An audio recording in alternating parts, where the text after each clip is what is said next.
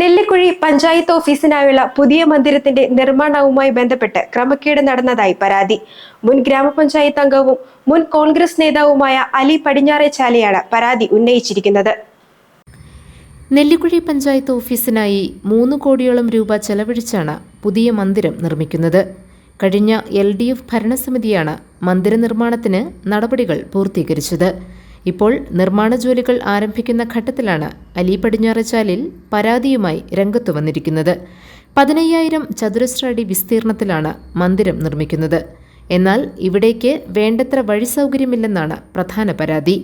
5 metre വീതിയുള്ള വഴിയുണ്ടെന്ന് കാണിച്ചാണ് കെട്ടിട നിർമ്മാണത്തിന് ജില്ലാ ആസൂത്രണ സമിതിയിൽ നിന്ന് അംഗീകാരം വാങ്ങിയതെന്നും എന്നാൽ അത്രയും വീതി വഴിക്ക് ഇല്ലെന്നും അലി ചൂണ്ടിക്കാട്ടി. വേണ്ടത്ര യാത്രാ സൗകര്യമില്ലാതെ ഓഫീസ് പ്രവർത്തനം ആരംഭിച്ചാൽ പൊതുജനങ്ങൾക്ക് വലിയ ബുദ്ധിമുട്ടായി മാറും.